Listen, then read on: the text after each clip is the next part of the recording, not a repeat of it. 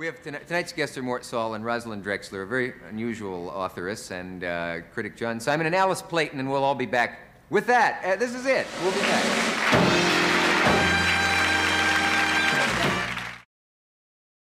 back. My first guest is a gentleman who always has a witty or a funny thing to say, or both, and he says it in his own inimitable style. I don't know anyone quite like him. Will you welcome Mort Sahl? Yeah.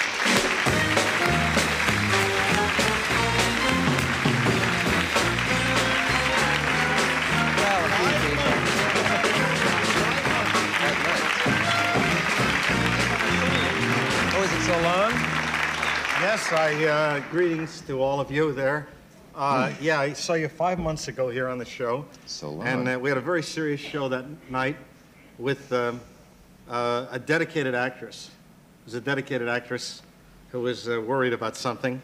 And, you know, but did we talk about this, dedication on shows? I don't remember. Let's do now. It's dedication on talk shows. Okay. And they always come out and they say, you realize this is hypothetical what I'm drawing here. Oh, okay. I would say, gee, it's great to see you, Johnny. And, I mean, to the guest. It's an actor. Oh. And then the actor says, we'll differentiate. And then the actor says, I'm not here as an actor tonight, Merv. I'm here as a citizen. It's almost like a threat. You know, and I keep wanting to say, would you consider going back to being an actor? But, you know, I never have a chance being in the great unwashed out there. Mm-hmm. And they say, I'm here to talk about the nation's #1 killer. You know, the William Morris Agency or whatever. or DDT. Mm-hmm. They certainly are dedicated actors. And, of course, I sound like I'm putting them on. I think what I have against them more than anything else is that they're completely ineffectual. If I were a candidate, if I were an actor, right. Let's take things that are easier to accomplish. If I were, let's start small. If I were an actor and I wanted to help a candidate, I would endorse his opponent. I believe an actor sitting next to a candidate destroys him. Now, this is going on in California now. Well, do you think that's true? It's true from actor to actor, more so some than others, isn't it? You mean I shouldn't generalize? Well, yes, of course. How can you broadly sweep your broom over all of our thespian friends? Well, generalization. It's true. You've cultivated a pretty bright group here. Well, while generalization is kind of stupid, there's a grain of truth in every generalization, and that's the one I'd like to emphasize at this point. All right. Actors have got that thing. I don't take any of them seriously. Let's talk hypothetically again. It's always safe. Mm-hmm. I mean, let's pretend we're on educational TV. And it doesn't count. For instance, if you see Marlon Brando sitting next to a candidate, do you really think that would be the same as my sitting next to a candidate? Now, if that sounds like self-aggrandizement, I want to remind you of how angry people get when I bring issues up. And that's a form of impact, I feel. Issues. It's a different kind of applause. People are not indifferent when I bring up issues. And as you know, I've brought up my share of issues on this show. Actually, I haven't brought up my share. I've only brought up one, which is not my share, but I've only brought up the one. Most actors come on and they talk. I don't see the world as unrelated. I see it all as, you know, the family is man and the cause is humanity. What is it? The family of... We all belong to the family of man, but we eat here at 6 and don't be late. I think it goes something like that. Anyway, what's... well, I've been going to ask you if you've ever found a problem I know that's been bothering you for a long time, and your name came up on the show recently. You said that you never were able to find any intellectual women. Oh, boy. And no, you didn't say you weren't able to find any. You said a more serious thing. You said there aren't any. Hey, you're really accurate. Yeah, well, I try to please. You're not in that chair for nothing. Let me tell you. Guy's putting me on I'd like to remind the network of that. Listen, here's what I was going to say. About the, you know, that was when I was going to be here before. That was the show on which Hugh Hefner, gee, I don't want to hear the usual applause. Hugh Hefner, and, well, it's no good if I have to ask you. That's like saying, do you love me? It's not spontaneous. Of course, I would never put you to that test. You were saying... You just have to believe me. I was saying that Hugh Hefner was on here representing men. I was supposed to be on that program, but Hugh Hefner decided he would represent all men. So he doesn't represent me. I'd like to make that clear for the record. And those chicks from the women's liberation movement don't represent any girls I go out with. That leaves you. You represented humanity that night. Oh, really? I know there were periods in which you were tempted to withdraw. But humanity with a small H in this case. But that whole women's liberation thing is really incredible. When they equate words like sexism and racism, getting back to your point, I have never, I've never met a woman who is an intellectual. I've met a woman who will want to come on with me, and she'll come on by using the currency of the moment. And if the currency is Confederate scrip instead of real money, such as talking about politics, she'll talk about politics. But in other words, surely there are women with an intellect. I mean, Margaret Mead, what is she, a sex kitten?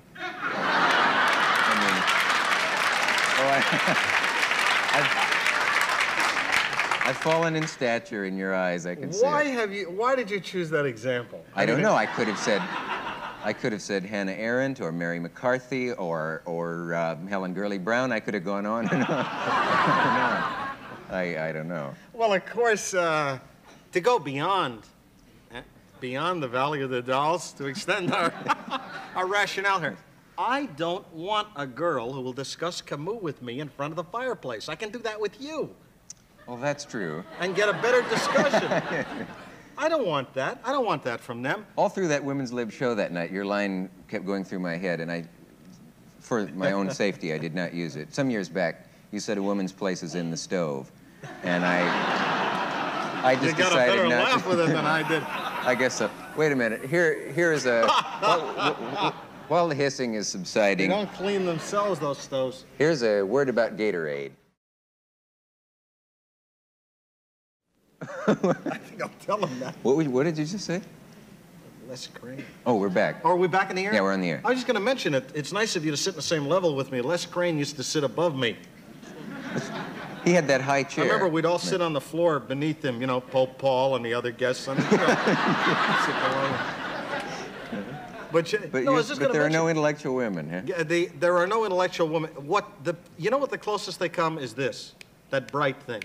And they get a couple of stickers on their Volkswagen, a couple of daisies, maybe a McCarthy strip if it's in fashion, and then they're intellectuals. But the whole thing of walking up to me and saying, hey, listen, are you still working with Jim Garrison in New Orleans? Let's go out in the garden and talk about it. The garden is the part of the conversation they're interested in. They're really not interested in what's going on. I just don't believe any of that. I just don't believe that with women. I don't believe their dedication. Now look at Eva Braun as an example. Now let me mention some women in history. Some women who stood by their men. Evita Peron, Madame New, Madame Chang, Marina Oswald, the #1 witness against her husband in what was not an adversary procedure. But, you know, you selected Margaret Mead, so I feel I can load this sample the other way. You know, great women in history. I don't think that we're looking for intellect. I think that that's a lie. Well, there is the question. I don't know if I accept the idea that there aren't any intellectual women, but let that pass. Hefner, by the way. Why would you want one? Has stopped airbrushing women. May I discuss this on the air? Well, if you make it clear what airbrushing is. Well, you see, in the old I'm sorry. Well, you're the one who says define your terms all the time, so you've got to. I think, if I didn't think this was important, would I take time for it? I don't know.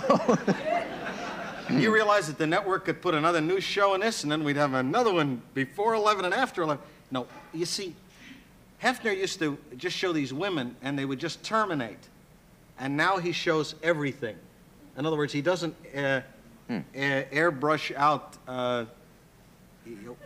How can I put this diplomatically? Well, formerly, areas considered formerly photographically offensive. Anyway, in the last two issues, he's gone the other way, and he shows everything, and the book now looks like the National Geographic. That's all I wanted to get to. Thanks for that leg up. Took all this time, so to speak. Hey, you know one thing I always wonder about you? Is this true? You sort of ran away to join the army as a kid. Is that right? Yes, that's true. When I was 15. Did you run away, really, in the sense of climbing out the window at night? Well, a lot of you know, a lot of the young people out there are going to misunderstand this because of Vietnam and the futility that they feel. I'm addressing this to those of our affiliate stations in Stockholm and Toronto. They're watching. I was, during World War II, which was the first one I participated in. Right. You think that's funny, huh? One night I was on a Carson show. Is it all right if I mention that? That's what everybody keeps doing. Is it all right if I mention CBS? Yeah. Is it all right if I mention my mother? Is it okay if I mention New York Times? Is it okay?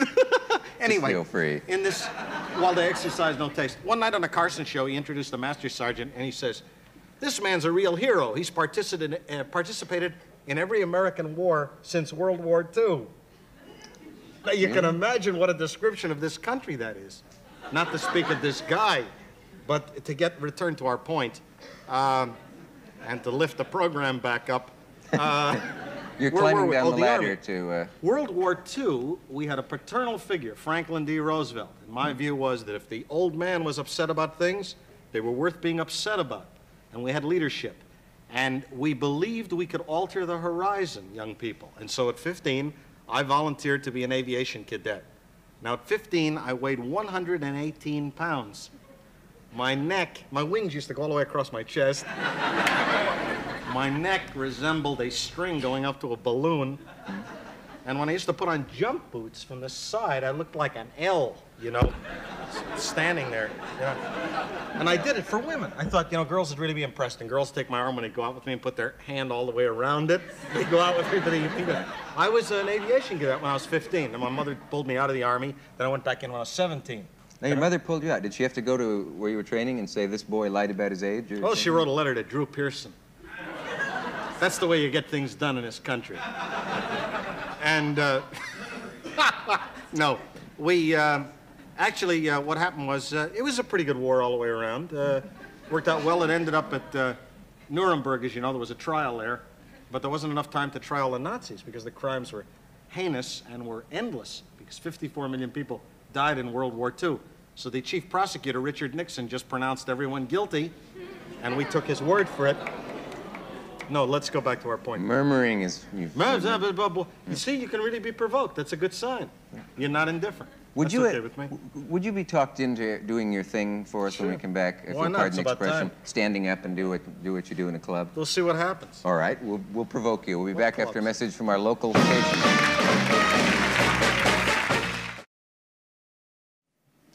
Here's a gentleman who writes theater criticism and movie criticism for separate magazines. He's read in New York Magazine most widely, and he writes things that have a large number of the members of the theatrical profession frightened of him. I suppose his name is taken in vain more often than almost any other critic. I often find myself in agreement with him, which is not always a fashionable thing to say, but here is the gentleman who's sometimes referred to as Bad John, John Simon. Right here.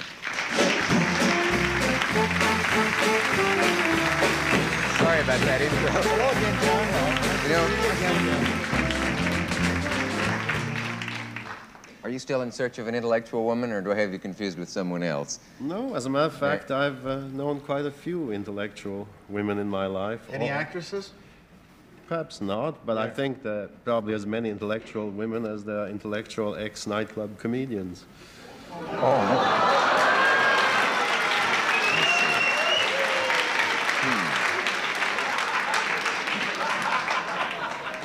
Is X a judgment on your part? Is that a value judgment or No, it might be a step condemnation? down. Might be a step down or up, depending on how you avail yourself of your newfound life. My newfound life? Yes. Realizing that the country's having a nervous breakdown. You fellas know each other, do you? No, it's just that bad manners don't work anywhere, even on television. I think condemning a whole sex, I think, to the darkness of unintellectualism is not exactly the best manners. Condemning a whole sex?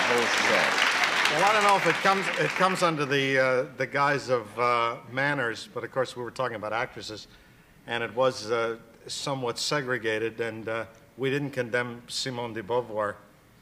There were a few people we exempted. However, why talk about the world and important things when we can talk about the movies? You want to handle that? Again, I mean, I don't consider myself limited to film criticism. I do literary criticism, I do book reviews, I do drama reviews, I even do art reviews sometimes. I think the world of the arts is probably a legitimate world to talk about, yes.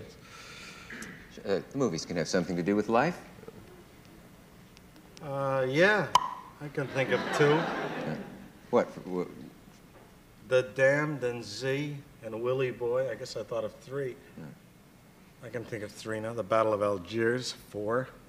Have you found that many films, John, that you would recommend? Or would you recommend those what? 4? You mean in the last few years or the last few days? I guess I meant in the last year. I always think of it in terms of the yearly roundup. I think there have been some quite good films. I think a film like Joe, which is on right now, is halfway very good, and then the second half, I think, goes to pieces, but it's still a very interesting way of going to pieces. And it's a film that makes you think, and it's very well acted. It's a film that I think everybody should see, regardless of how perfect or imperfect it may be. I think a film like The Virgin and the Gypsy, which is on right now, is a rather intelligent, restrained adaptation of a minor work by D.H. Lawrence. Comes off fairly well on the screen. Well, that's 2 things right now. You had to defend yourself recently on, well, I don't know if you felt you were defending yourself, but you know how you've been criticized for talking about specific physical traits of an actor or actress, and that they felt too personal that way. And then you had a column about the fact that, well, how personal should you be? That's what I guess what I mean. How do you draw the line where you're hurting the feelings of the performer when you say, as you did about one, that she's fat in almost every part of her body and so on? Well, you see, it all depends. You see, what people forget is that people themselves, regardless of whether they're actors or actresses or critics or writers, are not the most important thing. The most important thing is that totality, which is theater. That is the sacred thing. That's the important thing. That is the thing before which we should all be small. Granted that the theater has shrunk somewhat, more than somewhat in recent years, and that it's not exactly in a period of glory. Nevertheless, theater, as it has been through the ages, and as doubtless it will be again someday, is a very great thing indeed. And individuals should efface themselves for the sake of this great overarching art. And so if an actor or an actress is undertaking a part which requires physical grace, physical good looks, the kind of charm, the kind of femininity or masculinity which the part requires, and if he egregiously fails to live up to these requirements, I think a critic is fully in his right to say this actor either should reduce or should do something about himself to make himself qualified for that part, or this actor simply couldn't possibly, or actress couldn't possibly look this part, is totally miscast. I gave as an example Judith Anderson playing Juliet, or James Coco playing Romeo. They're both very fine performers in suitable parts, but in those parts they would be a disaster. And one could only explain why they're disasters by saying the looks of this person do not match the requirements of that part. You said you had another thing in there that I think you may be wrong about. Can we talk about that when we come back? Sure. Now a word. Now a word about the bathroom bowl cleaner with more active germ killer than the other leading brand, Sanaflash.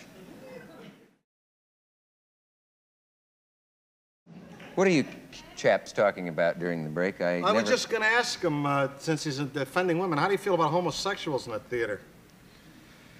Well, there again, you see, it depends. On what? I'll tell you on what. Well, first of all, what? I mean, homosexual playwrights, homosexual actors, homosexual dress designers, those are all very different things.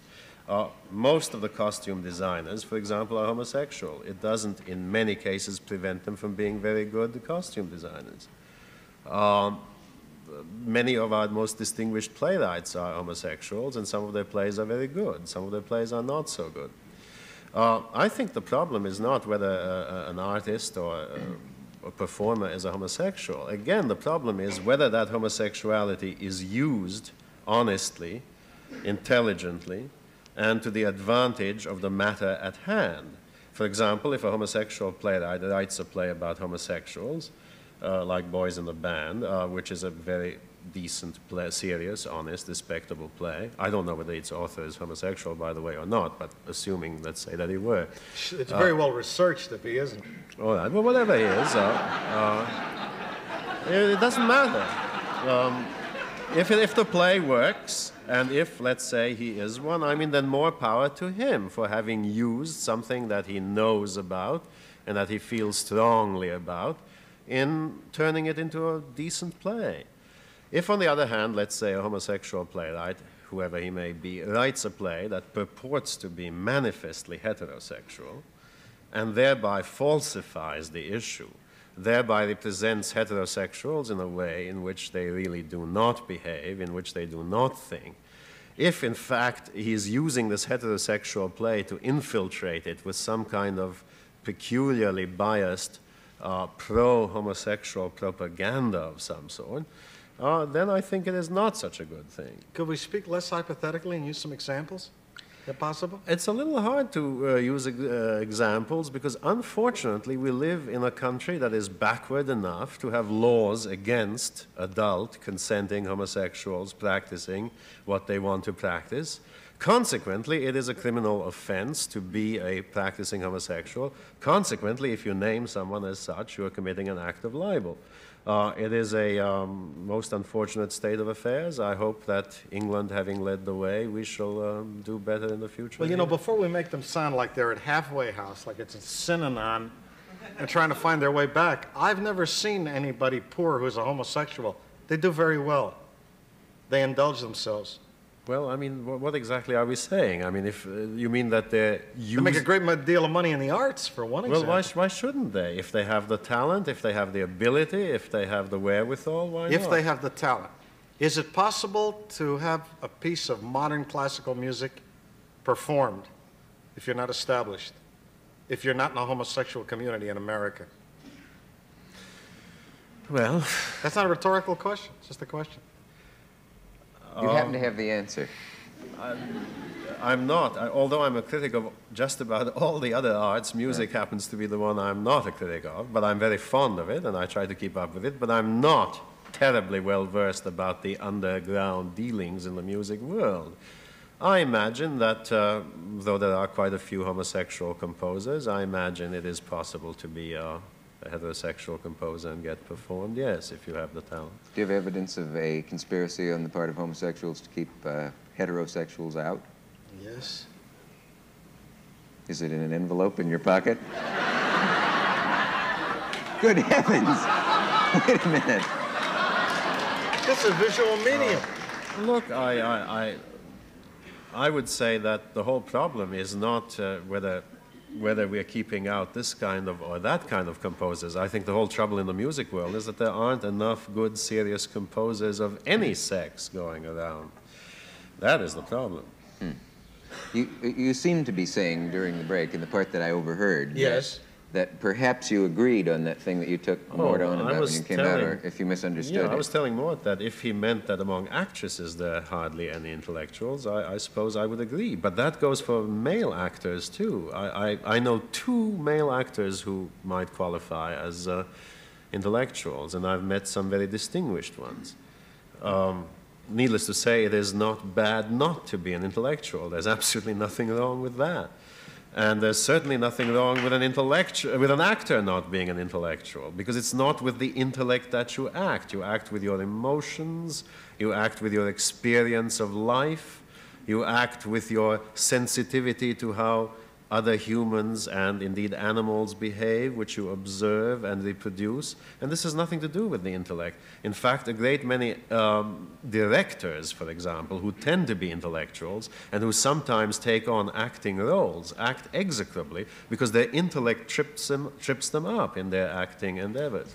Granted that acting is a mimetic form. However, I saw Robert Blake, I believe, on here with you and Truman Capote, and I found that he had more to say than either one of you, and you were both intellectualizing. Well, quantitatively, he may have had more to say. It was impossible to shut him up. No, he said more from the firing line. That has to do with his courage and yours. Well, he's been there, you know.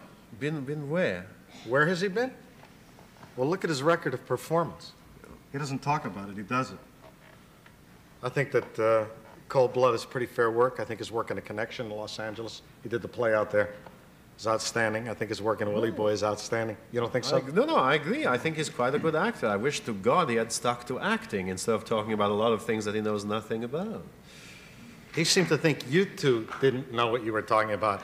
That seemed to be the drift of it that night. Well, let's say that the poor fellow, he didn't even know what we two were talking about. He didn't even know the function of the critic and the dilettante. It's amazing how ignorant a man can become. Well, what do you expect when you get three nitwits on a show? What do you expect? Wait, what have I said? What about what he said about the church? What about what he said about Cesar Chavez? Was that without merit? It's hard not having the transcript before us, Mr. Sahl, and having a message of interest to know. We'll be back with this. As opposed to what we're talking about.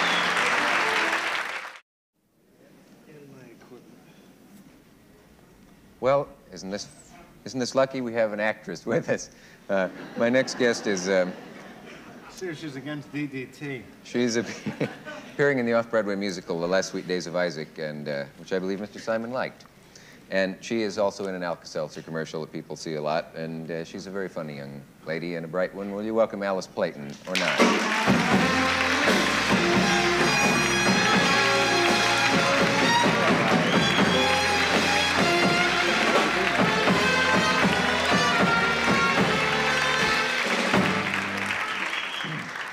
What am I doing here?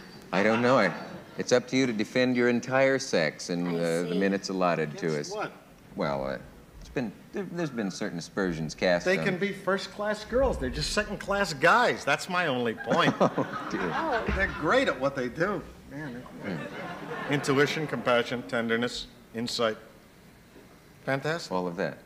Well, I happen to know that you had lunch with some IBM people today. What does that mean? I have no idea. No, they. You didn't? I'm doing some sort of an industrial film for them, and so these IBM execs took me to lunch, to see what I thought of the script. Did they try to fold, spindle, or mutilate you in any way? Or? Not so you could notice. No. No. Were you able to talk with them and not find that they were so wrapped up in their business that they... They were more wrapped up in my business, I think. Yeah? They really, I mean, they were just, talking about theater and everything, so. Yeah. Do you know these gentlemen, Mort, Sahl, and Mr. Simon? I met Mr. Simon. Do you find that Mr. Simon is dreaded among your colleagues, or did I exaggerate in the introduction? One is always curious to see what and how Mr. Simon will phrase what he's thinking. I have often, many, many times, agreed pro and con with Mr. Simon. I never would have put it in those words exactly sometimes, but it's like I read his reviews aside from wanting to know what he thought of the play, but how he will write what he writes. I mean, it is Mr. Simon that I read, as opposed to reading a review of a play. Do you know what I mean? That he sort of comes through as a personality. Do you mean that? Definitely. Yeah. You've been awarded all kinds of things, or up for awards. Didn't you win the Clio Award for that commercial, Yeah, whatever I still the haven't Clio seen Award is? I told you they Yeah, gave what it is out at that? the luncheon and didn't invite me And you to. didn't get to go? No. No, it's supposedly forgot to ask you to come. Yeah, it's supposedly on the way, but I still haven't seen it. We've done a sequel to that commercial in the meantime, which will be out 2 months later, The Newlyweds. See, it's based around a heart-shaped meatloaf this time. Very glad to hear that. I know you were nominated for a Tony Award. Did that ever come off? Well, no, I never received it. It was sort of funny. I was nominated for a role that I did in Henry, Sweet Henry, which was a short-lived musical. And I was nominated for Best Supporting Actress in a musical at the time. Now, by the time the awards came around, which was April or May, the show had closed months and months before. And I was on the unemployment line, in fact, earning at the time $55 a week. So I get the invitation in the mail to the Tonys, and to my surprise, it turns out the nominees are required to pay for their own tickets, which is $35, and you must go to the party, which is $25. Now that, my friends, is $60, and I was only making $55, so I thought, well, if I'm definitely not winning, why go, you know? And I thought, well, wouldn't it be terrific if I could just get maybe a $5 seat in the balcony? And if they say, and the winner is Alice Playten, I'll say, I'll be right down. You know, and I thought maybe that would teach them to pay for it or something. I just think that's sort of terrible. Someone in an expensive seat could accept for you if they didn't want to show any poor people on the show. Right. Of course, if you're in a hit, usually your producer, I'm told, picks up. But I wasn't in a hit, see, which was the catch. Okay. We have another message from our locals. We'll be back after this message.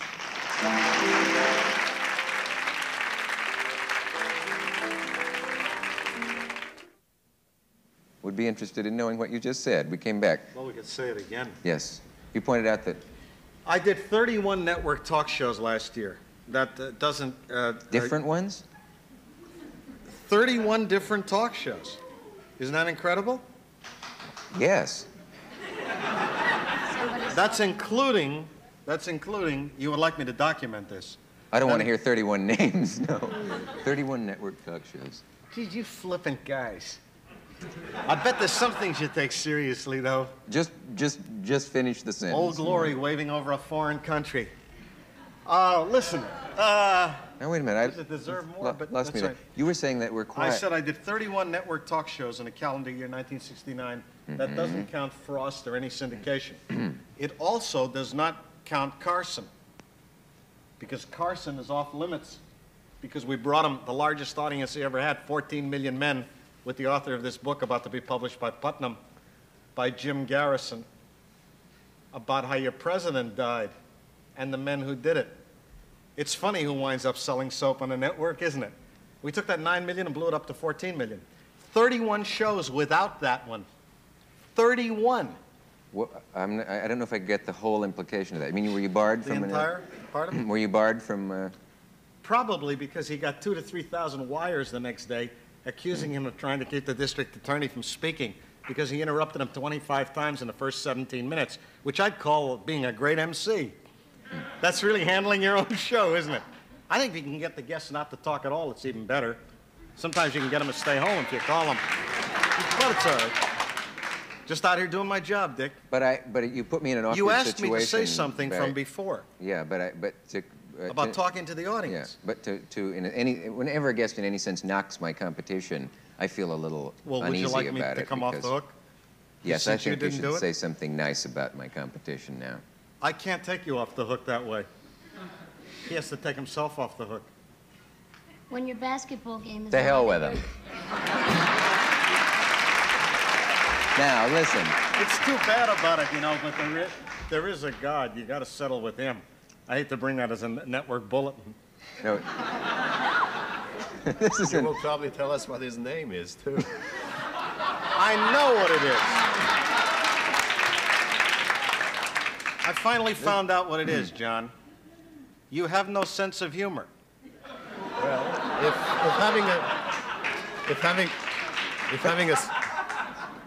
having a sense of humor is doing what you do, then I just as soon not have it. Thank you.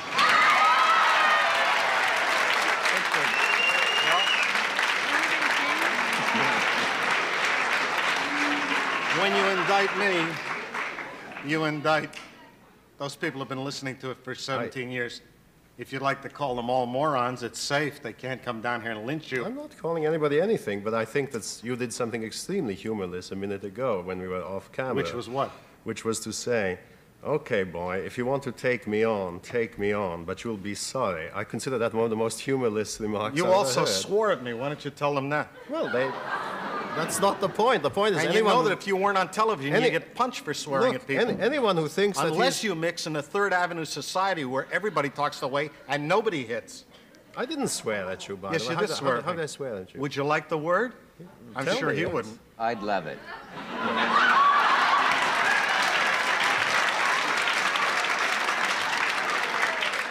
You all know it, and it sums up your contribution. Oh, I see. Well, if you consider that a swear word, my God, how are you going to be the great fighter for the liberal causes that you're going to be if you're going to be put off by a little four-letter word like that? Well, as a matter of fact, they believe that I am that man. So again, you got to take them on. They believe that I am that fighter. All right, fine. The audience believes me. It is not indifferent. And, you know, all those causes are waiting there. You know, we're a little understaffed. I know, but this is not where you're going to win those wars, unfortunately. I wish. Where do you were. win them? I don't know. I'd like your expertise on it. I do not have any expertise on that Hiding subject. in the movies on 3rd Avenue?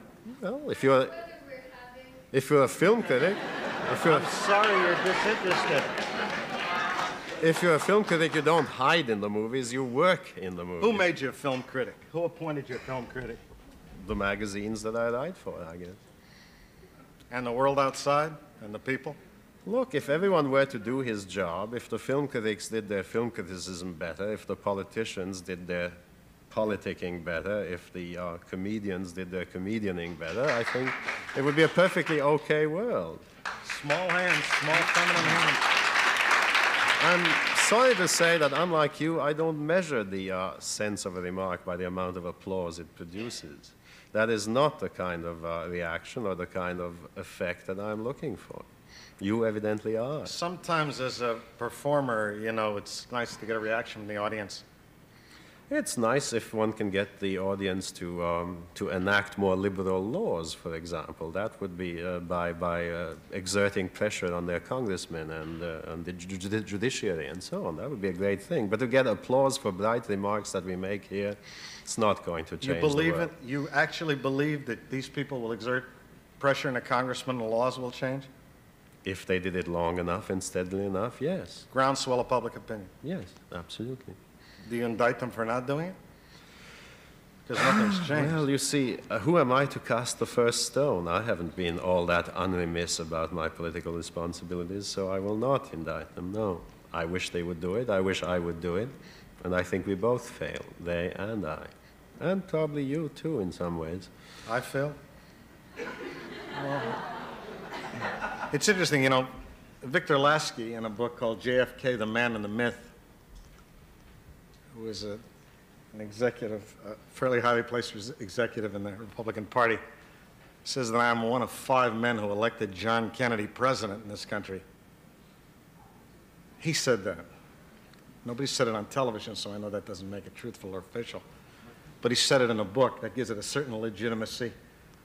I don't think I failed, and I won't be failing. By the way, next month, I'll be taking off, and I'll be hitting about 300 universities. And fortunately, they want to listen, and they want to change things. And they're not afraid of inheriting other people's problems. And they're also not cynical enough to give up. But we don't, you know, I don't subscribe to failure. When I started in this country, the Warren Report was official. When I finished, 88% of the American people did not believe it. That's Lou Harrison, Newsweek. That's one example. I could give a few more, but it's not my program. Well, certainly not mine. We will return after this message from our host. Continuing in our gallery of portraits this evening, What are you going to do? I thought I'd bring on a lady who wrote a book. Good. You'll admit that's possible. Right. What, that a girl could write a book? Yes. Her name is... choosing upside. You're not supposed to do that. No, that's true. I'm a moderator, and my place is in the middle. My next guest is a novelist and a playwright, and she's written this novel, which is called One or Another, and she once wrote a very peculiar play, which I read about but did not see off-Broadway, in which a lecherous priest was played by a real priest, which is an odd thing to have happen, and had a love scene staged as a wrestling match, and a lot of other odd facts that I know about it. I hear that she is an interesting lady. Her name is Rosalyn Drexler. Here she is.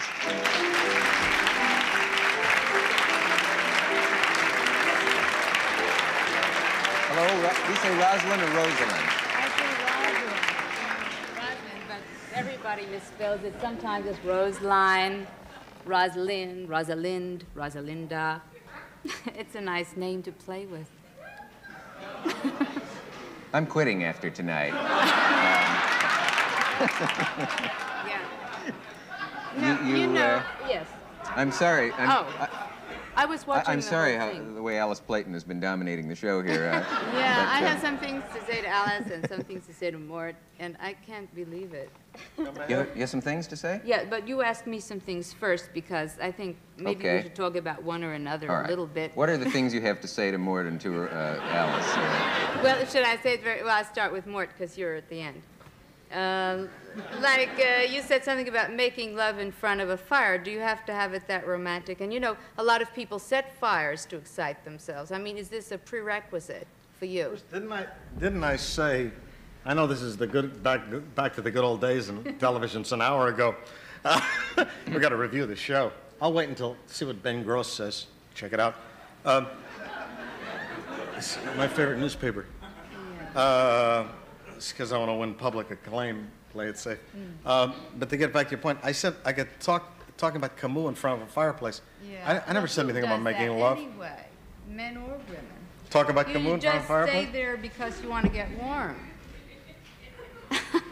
I mean, that's what a fire's for. I think it depends on your fireplace? I discuss all sorts of things, yeah. Can we go to your next point?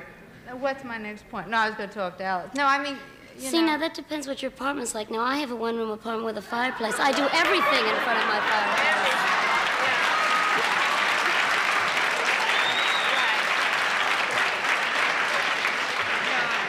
I have a painting in front of my fireplace. It doesn't work. They tell me that if you light that fireplace, the whole building will be full of smoke and we'll have to leave, you know. Oh. Anyway, what? Go ahead. No, I just wanted to get in on the conversation. Yeah. I don't know whose word this is, but... Well, don't drink it if you don't know whose it is. I'll turn it around and, like, wipe it. Yeah, otherwise, you know, we have a relationship in the Indian culture. Yeah, you were going to say something. Do you know that if you rearrange the letters in Playten, it spells penalty? Yeah. I'd never thought of that. I thought I would give the conversation a little wrench, God. you see, into long did another that take? James direction. Thurber once told me he could rearrange the letters of my name and add I and he'd get Hailstorm. That's right. And I would say, he said that to me on a television show, and I would say that the level of television has gone down ever since. But well, television gets enough of a beating, so we'll leave it alone. Yeah. What else were you going to tell me? I was going to tell Alice, like, she cooks this terrible thing, and her husband is, like, barfing in the bathroom. No, wait a minute. And why haven't you eaten the same food? Why are you so healthy and, like, he's sick in the bathroom and has to take out? You're talking about in the commercial? Yes, can we clear that up? Commercial. Yes, clarify that, And, like, Alice. the marriage is based on total deception. I'm like, single. sooner or later it'll come out, right? That he hates your cooking and he can't stand you, right? Because, like... No, And you think you have to please him through a meal. There are other ways to please man. Shall we dissect the commercial? Go ahead. 1 second at a time? Yes, I think the country's ready for that. I think the country... No, when we do the sequel, 2 months, obviously, it is one of the better love relationships because he's put up with the cooking. Why can't people accept that it is a commercial and 1 minute of some interesting viewing that it seems that most of America has enjoyed? You mean why must it be criticized for this?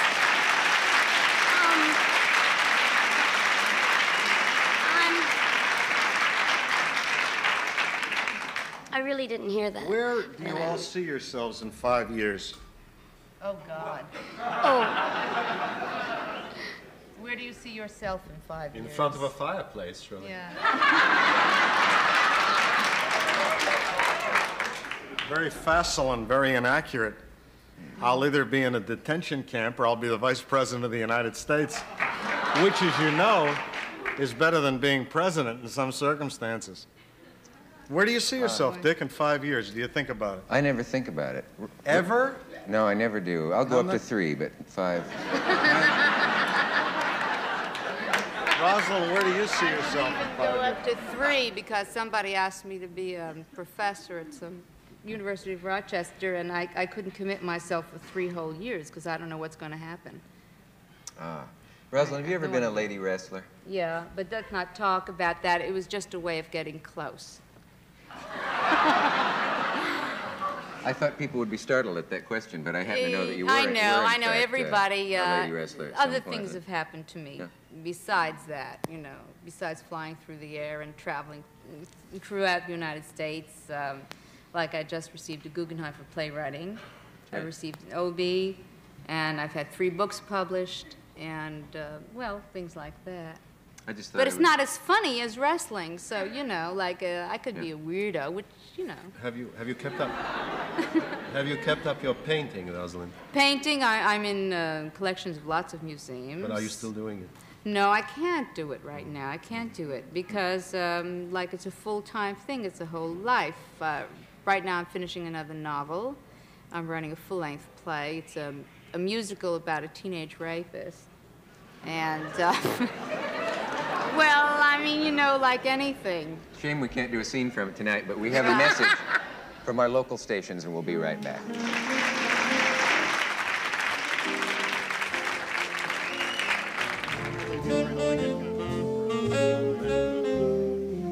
We're back, and my guests, as you know, if you joined us later, Mort, Sahl, and John Simon, and Rosalyn Drexler, and Alice Playten. We don't have a lot of time left. No, you I didn't mean to on spring last. that lady wrestling thing on you like that, but I understand it is a curious thing to know that a lady has been. Did your we husband could have find a that go, a strange? you know? We could. You mean an actual wrestling? We could do that, but not here. Like, you'd No, fall it's off into the camera. It's a little late. A little late in the show Late, for that. yeah. Yeah. How did you happen to leave wrestling? People always ask how you got into something. As a matter of fact, it was so long ago. It was about 20 years ago. Did you do it kind of as a joke? I did it. No, it wasn't a joke. It was a job. Mm-hmm. You know, I did it to earn money, and like I was very good at it. Yeah. Everybody saw me, and they hated me, and you know, they said, "Get her." So like that was a big success. Yeah. And did you always know that you were good at writing and? Always. Yeah, I've been writing since I was 8 years old. Yeah, that was my way of expressing myself because I was kind of a loner, and that's what I did. Yeah. You know, to tell people what I felt and thought. And how do you and Mr. Simon happen to know each other? have you seen any of my plays, John? Yes, I reviewed one or two of them favorably. Yeah. Well, I don't know which ones they were. I know you saw The Investigation at New Dramatist, but did you see Home Movies? Yes, very, very much so. I reviewed it for the Hudson Review with great enthusiasm. Remind me. I'd like to hear good things. How did you inveigle a priest into playing a lecherous priest in a play? Is that a true story? This priest is a fantastically talented man who writes music, Al Carmine's. And he works at the Judson Memorial Church, and he wrote the music for the show and decided that he would also be in it because he could do it best. And it's an unusual church. I wonder if there was any pressure on him to not. I didn't know a priest could appear in a theatrical production at will, but. Well, now the religion comes to the people, and theater is one way, I guess. You know. Yes, one wishes it were a two-way street sometimes. Yeah. Did you see that piece in the paper, in the Times about a week back? An actor wrote a piece here in New York about the woes of acting. Larry Luckenbill was his name, and how awfully wretched the pay is, and a lot of other things. I was anonymously mentioned in it. Oh, that's right. There was what they call a swipe at you in the piece. I forget for what now. Oh, the usual thing, for being bloodthirsty or something of that sort. The gossamer touch of the Luftwaffe, I think, or something. Well, well, you were right. I mean, you've got the right element. It's the air. I believe I was a scavenger bird. I didn't quite make it to the Luftwaffe yet. I see. No, the thing about the piece is that Luckenbill is quite an able actor, and he's done very well. But that is something that he didn't talk about in the piece. He didn't talk about the money he made in The Boys in the Band, both the play version, which paid very nicely, and the movie version, which paid even nicer. He didn't talk about the commercials that he and his wife have done. He didn't talk about the soap opera that his wife has been on for God knows how long. He didn't talk about the fact that he was no longer in the show, or in fact was no longer in the show by the time that the article was published. I guess he still was in it when he wrote the piece. Why? Because he had gone to Hollywood to make a movie and rake in some more money. So it's not such a terrible life as he made it out to be. Would you ever leave it, Alice? Acting? You want Is to that a leave the proposal? life? Are you calling No, it no, life? I don't misunderstand. I'll see. I don't think too much about what I will do next. I sort of hope I'll do next what I would like to do with the time that is happening to me. I mean, you know what I mean? I just try not to think too far. When people say, what do you want to do next, which is the constant question you get. Yeah, when Mort said 5 years, I can never think in those terms. But I mean, I go blank. Sorry none of you can answer that question. Well, I just And I think you better start thinking about it. I didn't ask you to go into the closet. You know, you can be productive, but you better start thinking about it. I don't think any of us are in the junior league, with all due respect to the ladies. No, I'm about as old as you are. No, you're not. Yes, I am. Oh, you're not. Yes, I am, Mort. Hey, let's all reveal our ages. Doesn't matter. Anybody I want just would love to just keep on going the way I'm going. I feel so fortunate to be able to do my work and to have my family. You know, it's really fine. And then, of course, worry about the country. That's another thing that might... Well, since we live in it, it's not at cross purposes, but, you know, it'll be fine. It'll be fine if we can get a viable left, and we know where the right is. Most of them are in office. And if we can just get rid of the liberals and their impotence, we'll be in good shape. Then we can go back to what we're doing. Who isn't impotent? You tell me. Who isn't impotent? Yes, who isn't impotent? That's an interesting thing. Well, I can think You of say get rid of the people that are impotence, you're impotent. talking about everybody. Dick Cavett and I would be sharing a pup tent on the mainland of China if Senator Fulbright were impotent. Wow! Listen, I give you $265 worth. You can say that in the last second of the show when I don't have time to understand it. We have a message from our local station. Don't play dumb.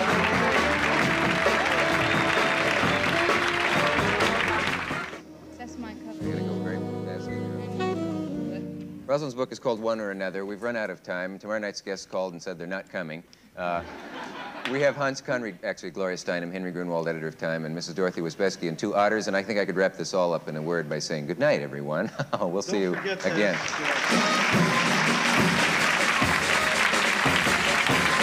TWA 747, the ultimate in comfort and elegance. Wide aisles, oversized seats, the finest in-flight dining, and your choice of movies. Somehow you feel more important on TWA. Fred Boy speaking. Good night.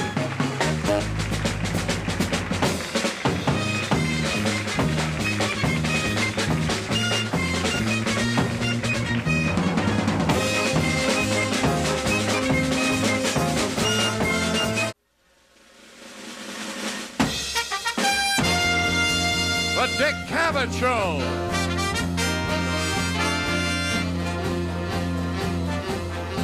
Tonight, Dick's guests are Little Richard, Rita Moreno, critic John Simon, author Erich Segal, screenwriter Robert Kaufman, and Bob Rosengarten and the orchestra. Ladies and gentlemen, Dick Cavett.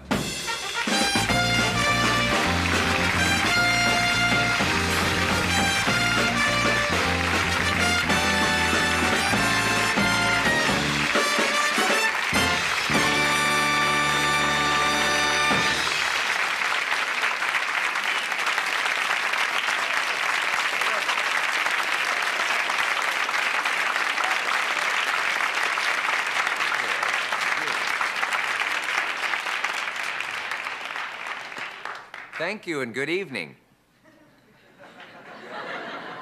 I made that up.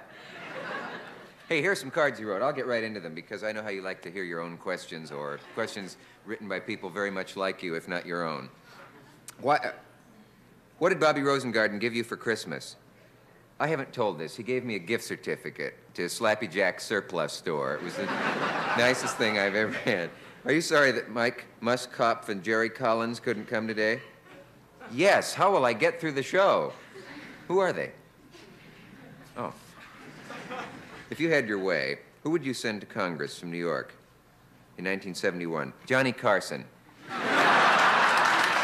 you? Say, he obviously has support. He ought to go.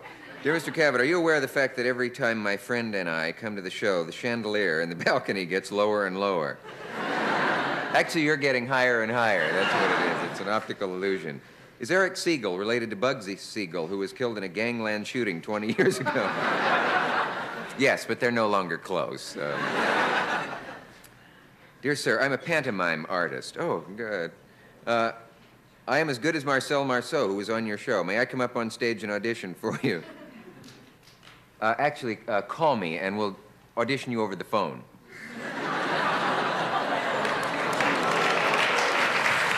No, we have a lot of pantomime art, but leave your name at the door. Who does the washing in your family? Usually my wife, although once a week I will take a bath too.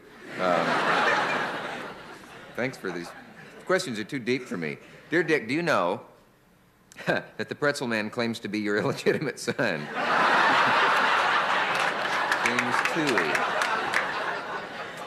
Is he doing it? He's just trying to appear younger. It's really the other way around. Dickie, does your red scarf match your eyes, you silly goose? Another card from Melvin Laird. Why the age limit on this show? We are visiting from Washington, D.C. I had to leave my 13-year-old son at home today, Noel Karp. I would hate to tell you how many times I've been turned away. What's the age limit? 18, yes. Unless you're really precocious. What will you do to tickle your whim on New Year's Eve?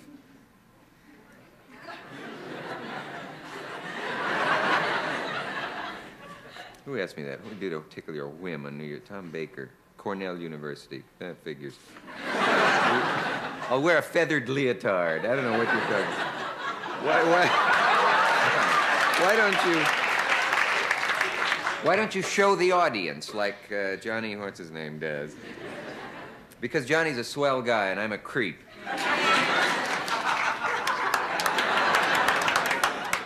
I was going to show the audience, but because of your impertinent question, now I'm not going to. Get them all out of here. We can get plenty of people walking this street who'd come in. Wait a minute. No, we'll show you later. We'll show you. So the FBI is very grateful when we show the audience. We made any New Year's resolutions? Yes, I have. I have vowed not to enter the Brahman bull busting competition at the Calgary Stampede this year. You're something of a fashion plate. How do you feel about hip huggers? They're all right if they don't try it on the first date. Hip huggers. No, okay. Well, here, maybe this will be good. Maybe this will be good. If you really came from Nebraska, who's the guy who used to play the strip joint in Union City, New Jersey? Looked exactly like you. Well, you would know. Looked like me? Who would, Paul Newman, would he play strip joint? Someday I'll be mistaken for Paul Newman. If we invited you to appear at our school's Little Dickie Cavett Day, what could we expect? Legal action.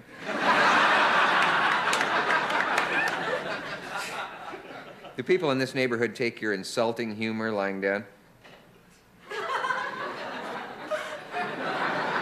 Depends on their vocation. Do you know there's a firehouse with two... Did you know that there's a... This is good. Did you know that there's a firehouse with 2 fire engines just across the street? Thank you for clearing that up. I thought it was a bad taste funeral parlor or something. So that's what that is. We're college students with no money. That's redundant. New York is too expensive. Is there any place we can go that doesn't cost a lot? Yeah, there really are a lot of places, and my ushers have made up a list of them, and they'll sell it to you.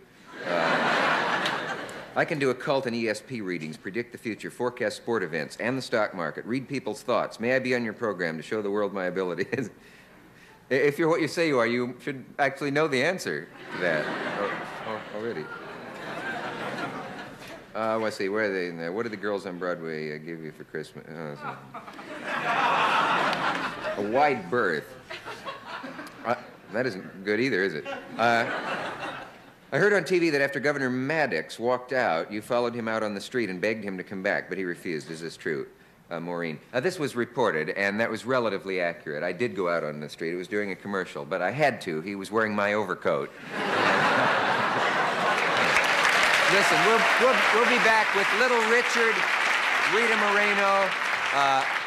Little Richard and Rita Moreno. John Simon, Erich, Segal, and Robert Kaufman. One of those is a critic, and 2 are screenwriters, and they may not be enthusiastic about everything that the other does, but we hope they'll get along here tonight.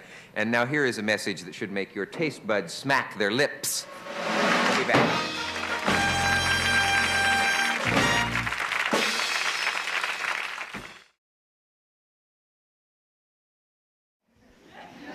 We have my next guest has been called the Bronze Liberace, the father of rock and roll, and I suppose he likes to think of himself merely as Little Richard, the enfant terrible.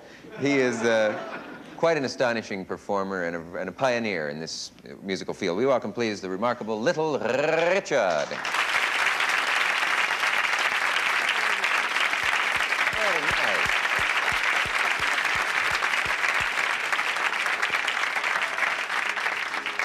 Hello there. Well, nice to see you, little Dick. Thank you. And you can call me Richard. No, it's a little Dick, but I'm good. Oh, yeah. Would you like a Kleenex? You're defrosting. Oh, no, I'm not defrosting. The beauty sometimes gets a little wet, but don't forget it's still beauty. Yes. Shut up. Yes, sir. Your beauty's I gonna heard you shrink one your night shirt talking if about you're my not shut up one night. I was watching your show. You know, I watch you all the time. How about that? Because I'll be wondering when you're going to bring me on here to be with you again. Oh, really? Do you even watch when you're on the other shows? I watch you all the time. I love to watch you because I feel that you're really sincere, you know, and when I watch because, you know, the night that Governor Maddox was on here, you know, I'm from Georgia. I'm from Macon, Georgia. I'm the Georgia Peach. Yeah. And Governor Maddox... You've often wondered what the Georgia Peach looks like. Shut up. Really? Oh, yes. Yes, of course. And Governor Maddox is a peach, too. But I don't think he knew that I was on the same tree. Shut up. But it was real beautiful.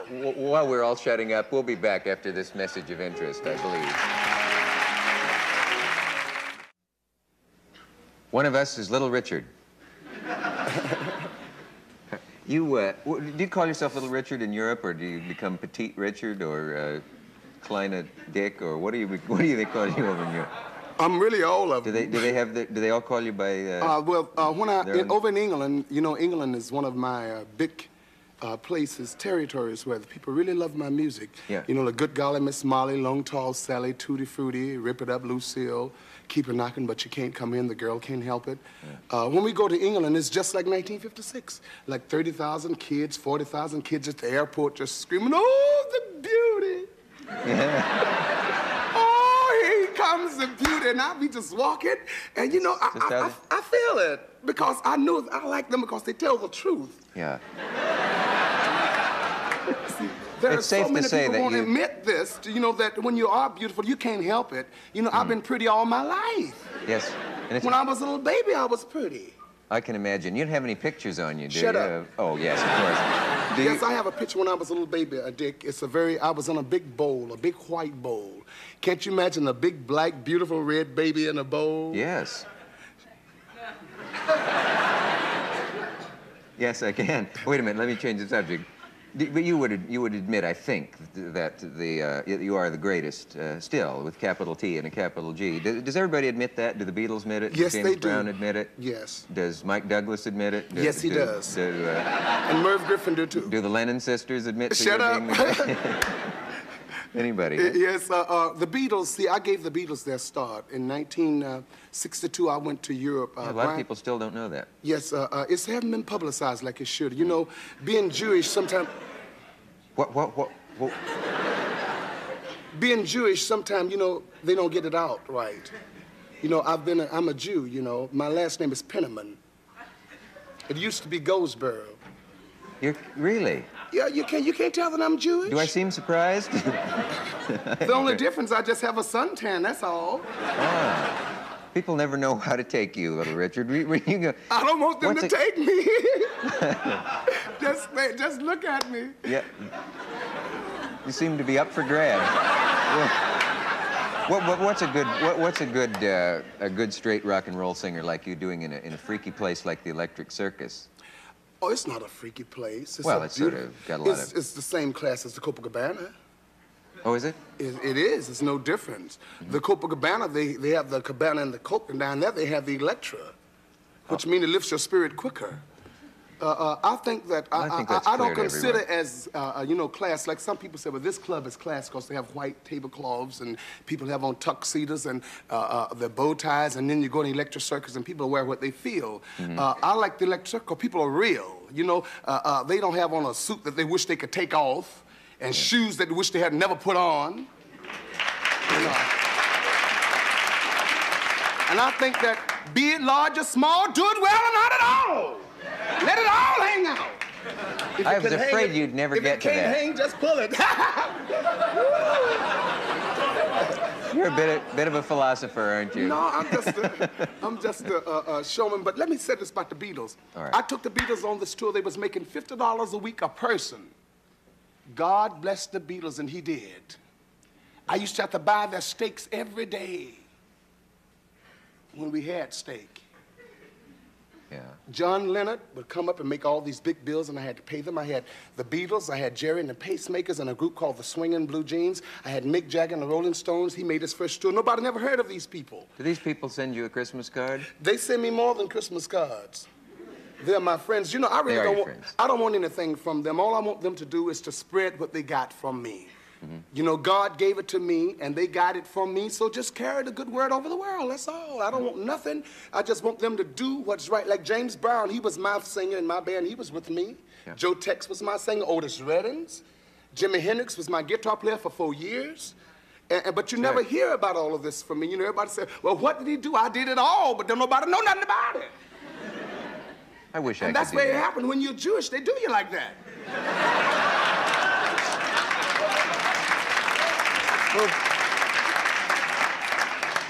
We're learning a lot here tonight. We'll return after this message from our local station.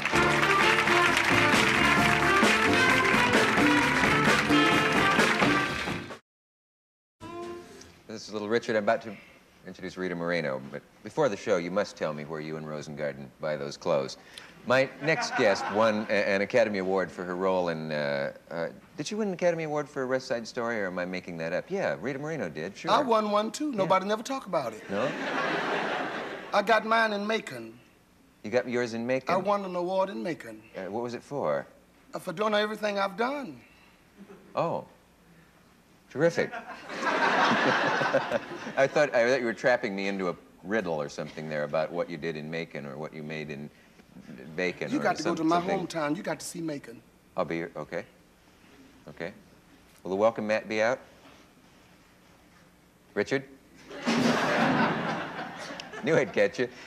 Here's Rita Moreno, whose Academy Award I just questioned. What a dumb thing to do. She's now starring in Last of the Red Hot Lovers. I thought she won it for something else. Will you welcome, please, the lovely Rita Moreno?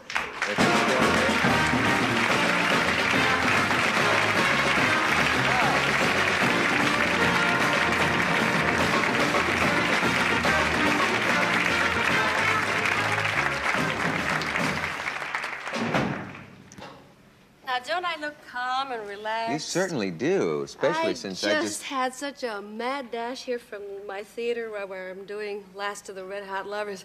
No kidding. Oh, I'm a mess of nerves. Did you run over? Do you have some means of conveyance? It was just as well because the traffic was just tied up terribly. Oh, well, you can go across the tops of the cars and make better time than if you're in one. My goodness, the old heart is beating like crazy. Oh. You're Jewish too, are you? Do you know what I mean? I'm Jewish. Jewish. You know, for some reason, I had it in my mind that you were nominated for the Academy Award in West Side Story, and then someone else won that year, and then you won for some following year. But you won I didn't have one of those heartbreakers. Because we talked about this all last time you were here. Yeah, I wonder if my mind is going from doing too many of these shows. I wouldn't be surprised if you had to make these dashes every day. Do you have a cold? Yes. How do you know? Someone told me. Oh. You don't sound like you have a cold. How do you manage to not sound I'm really just getting over it. Yeah. Because I know that some of your people asked if I would sing tonight, and I really can't. My voice is kind of shot. Could you ruin a song for us? Oh, I could destroy one beautifully. You're one of the people who is in the new Mike Nichols film that's not out yet, or not even finished yet, is it? Is it Carnal Knowledge? They just finished it, and Mike is about to cut it. It's called Carnal Knowledge. It's written by Jules Pfeiffer. And I have what I think is a unique clause in my contract, a very 20th century statement. My contract has a clause that reads, the actress does not have to appear in any scenes without any clothes on. Everybody else in the picture is stark naked except me. You're kidding, of course. Oh, no, there's a lot of nakedness in it. Why is everybody naked but her? Well, she's very smart to do that, because if everyone else is, you'll stand out and win all the awards. She could have got naked before they did. Oh. Well, I'm not talking about before. Before? Oh, you're not just on the screen. Yes, but it's such a funny idea. You know, I remember contracts for movies in the old days where they used to have morals, clauses, and all kinds of things that you wouldn't be allowed to do this or that in public because of what it might do to your image. And yet nowadays, my agents and I made a big point of having it down in writing that I didn't have to be undressed in a scene. Do you have a tattoo you're ashamed of? Well, I'm not ashamed of it. Oh, yeah. Everybody don't look good naked anyway. A lot of people look, I mean, a lot of women need to keep on their clothes. And a lot of men.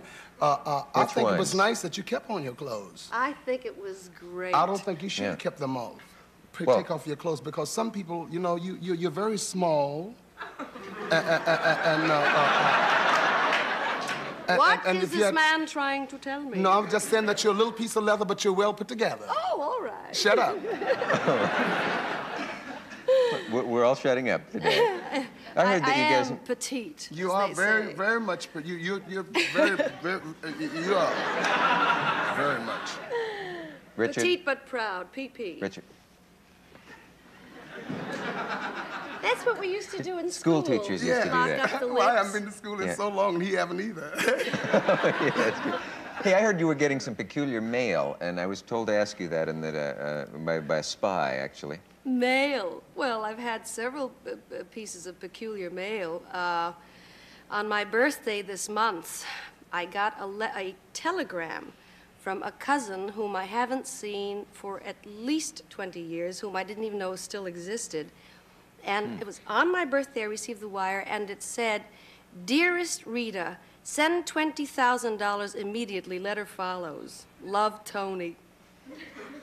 20 years I haven't seen the man. 1,000 for every year that you haven't seen him. Yep. Did you suspect that this might be a hoax of some kind? Oh, no, because it was my long-lost cousin whom I haven't seen, who apparently hasn't cared to see me in 20 years. Where did you send the money? I didn't send any money. Then I got a letter from a fan the other day who wanted my thigh measurements. Thigh measurements? Probably knitting something for you. And then, thigh measurements. Wonder what that means. Does that happen? Imagine. You could have guessed it. And then there was a fellow who wanted a picture of me looking up in the air because he dug my nostrils a lot. You do get peculiar. They're very small, though. They're very small. They're petite, like well, the they go rest with of me. everything else. Yes, they go with everything else. But sometimes a little piece of leather is all right, but there's no sense in bothering the peanut butter jar when you got the jelly. Must you sit here and quote T.S. Eliot all evening? Shut up!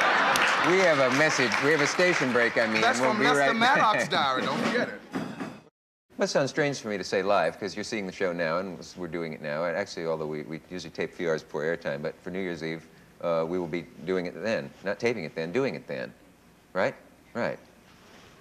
But it'll look just like us. My next guest is probably the publishing phenomenon of the decade. You probably know that his novel, Love Story, which most of you seem to have read by now, according to the figures, has been #1 bestseller for 34 weeks. That's a bestseller's That is a bestseller. bestseller, yes. The movie version has just come out, and it seems to be coining money, as they say in the trade. And aside from his book, he's written several other films. He runs 8 miles every day, and he's passing our theater right now. We're going to try to get him to come in here. Will you welcome Erich Segal. Realize. Hello, Erich.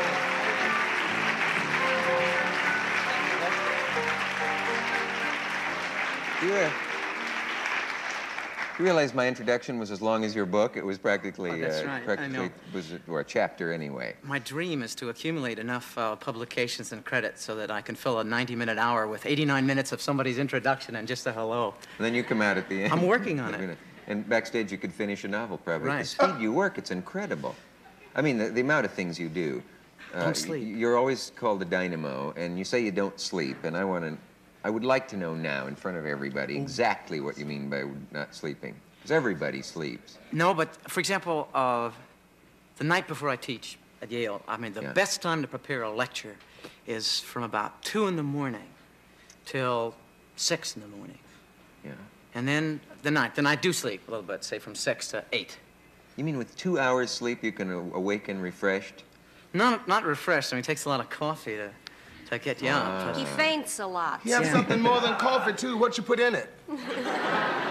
Anytime you wake up that time of morning and can write about love, that means you were thinking about it before you went to bed. That I do in the afternoon. But... Shut up. Yes, sir. Yes, sir. But seriously now, in a week, where most people get, 7 times 8? You can do it in your head. So, get about that much, 56 hours of sleep, let's say, most people should average. Well, I'd say I average about 4 hours a night. It comes out to be. I mean, once every week. Why can't I do that? Don't you? No, I can't. No, at your age, you'll never be able to do it. At my age, he's insulting. See, when you get your age, you have to sleep 8 hours. Is that what it is? You have to sleep. You can't sleep. If you sleep 4 hours, something will be wrong when you gotten up. Well, we're the same age. I hope you are? I reveal nothing. Both of you I looked you up in Who's Who, and we're the same age. Are we the same age? Yes, I looked you up. Am I in Who's Who? Yeah. Hold on. I Or notice wherever I you're looked not it. Or the discussing telephone book. numbers. Or whatever. What age are you? Well, I mean, I'll say it if you'll say it. Don't tell my age, but tell yours. Okay. I will not tell Mr. Cavett's age, but my age is 33.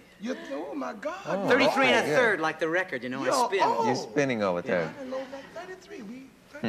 I'm 19.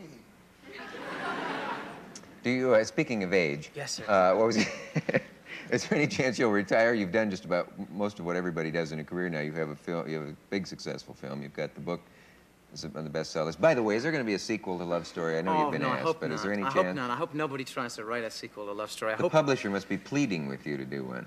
Yeah, well, no, they have, Harper and Row are very nice about it. They know that Love Story was, and I guess still is, but it can't, you know, let it lie. Yeah? Enough. I've had that. Yeah, but people ask about, you know, write a story about what happens to Oliver afterwards. I want to do other things. I have done other things, written lots of things since, writing a serious book, teaching my class. I taught a whole term at Yale, since the last time I was on the show, in fact. You taught a whole term. Yeah. Is there any kind of snobism that you run into in the campus world because of the fact that you have a broad success, and there's the attitude that anything that appeals to the masses can't be any good, this sort of snobbish attitude, therefore, you shouldn't be teaching at a university. It's very interesting. The only kind of snob reaction to the success of Love Story I've encountered has been sort of the middle highbrows. Do you know what I mean? In other words, professors, sterling professors at Yale, write me a letter and say, gee, that's a beautiful novel. Love Story is beautiful, well written, etc. Get lots of letters from professors, Harvard, Yale, wherever, you know. And of course, the students like Love Story. But there's a whole milieu of sort of wise guy type pseudo, I would say, intellectual critics that say, oh, the book can't be any good, it made money. You know, so I encountered that, but I brush it off, and there's none of that at Yale. Yes. At Yale, this kind of we have 2 bestsellers at Yale now. That's Charlie right, Reich. Mr. Reich. Charlie Reich is #1 in nonfiction with The Greening of America, and Love Story is #1 in fiction. It's incredible, 2 at the same university. Do you realize if you could get Jacqueline Suzanne on the faculty, you'd have 3 bestsellers right there? On what list would we put her, though? Do you love your book?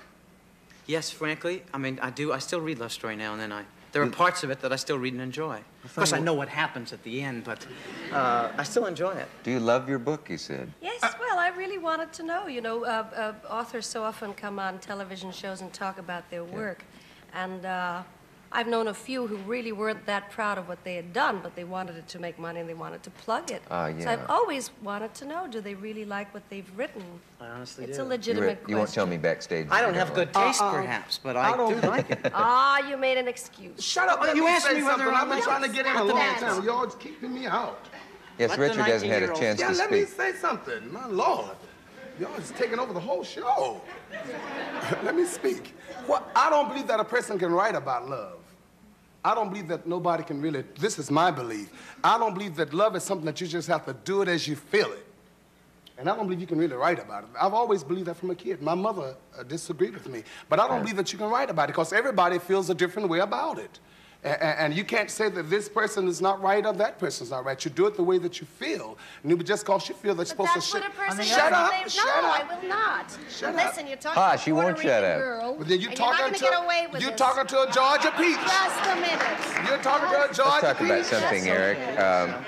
Tell her she's talking to a Georgia good in peach. today's... She's Puerto Rican. All she has to do is bring the tacos and the peaches are ready.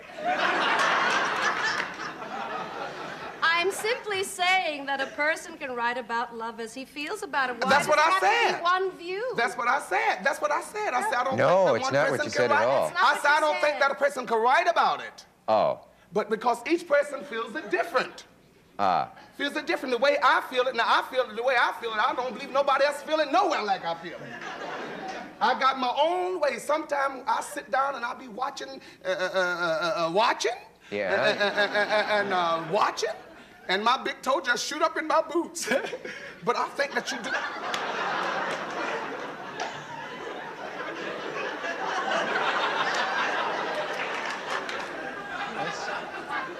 I think y'all misunderstood my boot and my toe.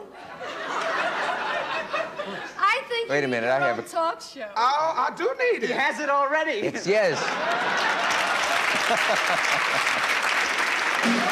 Oh, now we can't even be seen, let alone heard. Do you have the feeling, Erich, we're not alone in this room?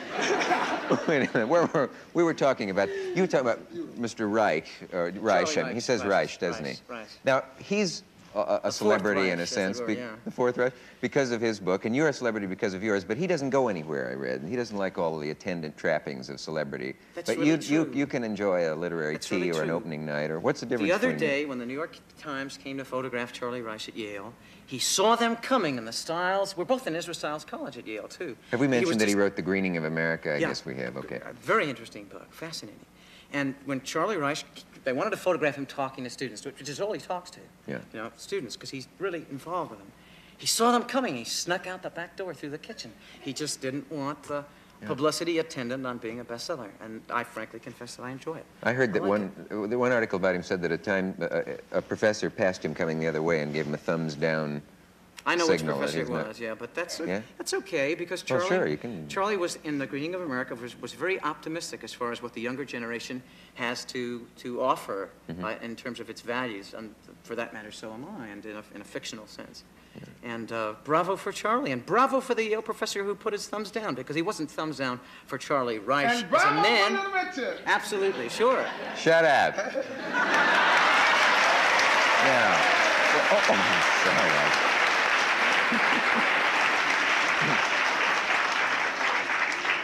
I'm sorry, I don't usually steal people's material like that. I don't know how I happen to do that. We must take a break here. To make your holiday parties really bubble, here's a happy hint on behalf of your local Canada Dry bottler.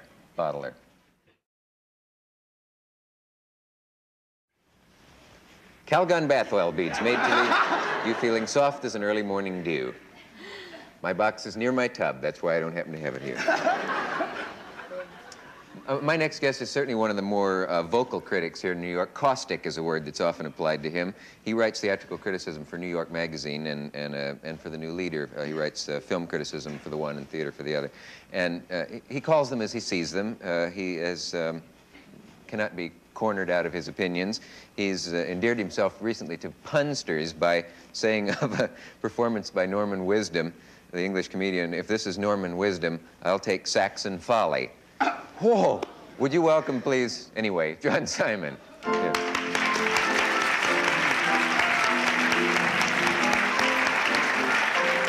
Who'd you like? Mr. Richard, Miss Moreno? Jonathan, good to see you. I always think that maybe all this handshaking is silly. We all meet backstage, except I didn't say hello to you backstage. So There you are. There you are. You've caught me. Indians in that territory, so I had to wait till you got out here. I see. Can I call you John? You've been on several times now, and last time you were here, it was with Mort, Sahl, and you were trying to figure out if there were any intellectual women, and we moved on from that. Oh, I'm sorry I missed that. Oh, yeah. That sounds fantastic. Well, we'll run it for you backstage. Okay. I'll introduce you to one after the show.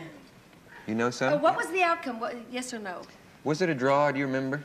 It's not for the contestants to be umpires as well. True. I shouldn't ask you that. We've been talking about a number of things. I did not know until this moment that you had reviewed Love Story, so I guess... Well, it isn't out yet, but I thought as a fair warning to Mr. Segal, I might slip it to him before we go on, which I did. How is Well, it was a warning. It was fair. How did it come out? How did you... How did what come out? The review? Or The review, film? yeah. Will it come down on the Unfavorable. plus or the negative side? It is a negative. Is it... There you are. Vox I have a very Populi, large family. Vox Dei. Yeah. Now, well, should we talk about that? Could I answer right away sure. without Mr. Simon going into his very reaction, Latinate and apt, vox populi, vox dei, to the... I'm grateful to you. Thank you, all my relatives out there, for what you said. I just want to say, please, because I have some awareness of what I did and didn't do in Love Story, both movie and film. It's not a great work of art at all. I think I'm in a position to judge works of art. I'm a judge of the National Book Award this year, you know. So I mean, I know, you know, I can be objective. It is not a great work of art. On the other hand, it has pleased an inordinately large number of people. Love Story has brought in a certain kind of pleasure. And as you say, maybe the critical dictum is vox populi, vox dei. The voice of the people is the voice of the heavens, if you will. I didn't say it was the critical dictum. I merely commented on its existence. Well, it is a critical dictum, and it's the one to which I adhere. I would say it's an uncritical dictum. No, I think it is, well, it's an uncritical critical dictum. Okay. All right, if you like to twist things around, that's... No, but I mean, the point is, I'll go by that. I'll accept, I read with interest, and I can't say I smiled a lot when I read the tear sheets of your review of Love Story, but on the other hand, my answer to you and to your objections to Love Story is the fact that in the first 3 days that Love Story, the movie, which you were reviewing, not the book, was shown, that is to say, it opened Christmas Day. In those 3 days, more people saw that movie than have ever seen a movie in 3 days in the United States of America. Now, it must be doing something right. Well, I mean... Look, I mean, if somebody came out with a cheaper substitute for margarine, just as margarine was a cheaper substitute for butter, I'm sure that would be doing wonderful things in the grocery store. Right, but it'll be interesting. No, it's interesting to know. This is fine. Now, everyone is entitled to his opinion, but evidently Love Story is margarine. Just to carry your metaphor further, if Love Story is margarine, what is the butter to which Love Story is margarine? Oh, a lot of things. Any good novel, any good poem, any good short story is the butter to Love Story. For example, I mean, you know, I can name 1,000. I mean, for example, I was just thinking as I frankly did bone up. I had reviewed the film only skimming the book. Now I even read the book. And I was just thinking as I was coming, for example, to the death part, that an artist, let's say Dylan Thomas in a villanelle like Do Not Go Gentle, but I was thinking of a German poet, Theodor Storm, in one of his poems, To a Dead Woman, Einer Toten. Or I was thinking of the great Austrian novelist and playwright and short story writer Arthur Schnitzler in a novella called Sterben, To Die. Now take something like Sterben. That is what it is really like when two people who love each other and one of them has to die. Yours has about as much bearing on reality as this setting here has on a living room, I would say. Okay. Okay, I can't argue that. I certainly don't want to be here to trumpet the virtues of Love Story. We have only, when you bring in reality, though, I think it's a very dangerous thing to do because it's your subjective reality, yes, obviously, and Schnitzler made reality for you in Sterben, but Jenny's reality seems to be an international reality. It's an international escape, yes. John, does it bother you, John, that the movie is that successful and that the book is that successful? Does this depress you in any way about the... Not yes and no. No, in the sense that I think anybody has the right to make a buck, whether it's honest or dishonest. If he can get away with it, more power to him. Wait, was I honest or dishonest, please? I think you're a mixture of both. I think you'd be very hard put to bisect yourself, but I think there's a little bit of I'd be uncomfortable if I bisected myself, yes, I assure you. But the thing that does bother me is, I was just saying this to somebody out there, that unfortunately Mr. Segal does not have the excuse that someone like Jackie Suzanne has, who is a genuinely person and who writes, who writes her piece of trash and really cannot be expected to know the difference between trash and I'm not even talking about high art. I'm not expecting Mr. Segal to write Proust or Joyce or Thomas Mann. I'm just talking about any kind of art, modest art, let's say Philip Roth art, or Saul Bellow art, or what have you. But you see, he being a professor and having a good education and having read things and even teaching those things must know what the difference is, or ought to know what the difference is. Aha! Allow me to say this. And this is with all the honesty I can muster. Sir, I respect your greater critical acumen. You know what great art is, but have you produced it? No, wait, this is not to put you down. You will readily admit that you have not written a great novel or great art, right? Mm. Okay, now, should you be enjoined from trying? All I did was try. Well, nobody is enjoining. So, therefore, what did I do dishonestly? I tried. And I tell you, qua professor, that I did not write anything worthy of any sort of reward, but it was honestly done, and I am ready to accept the acceptance and the love given to it by the great mass of people, not only here, but even in Europe. Well,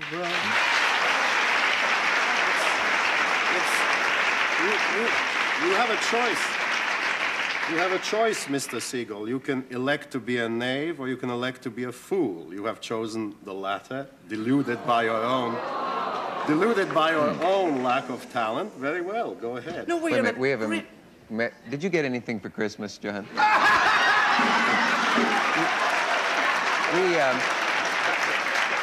Sorry. We must take a pause. If you don't quite feel it with this message is for you. We'll be right back. Hi. Is this water? We closed on my asking if you had gotten any Christmas presents, but maybe there's a serious side to that question, because there are so many people who can't stand you, as you know, from the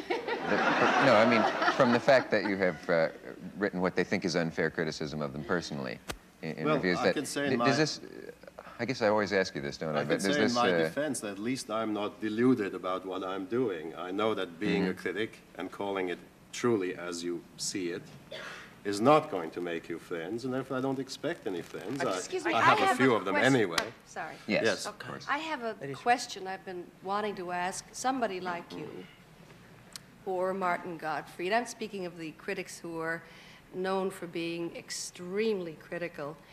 I'm not sure if I can phrase it properly, but what I'm trying to get at is this.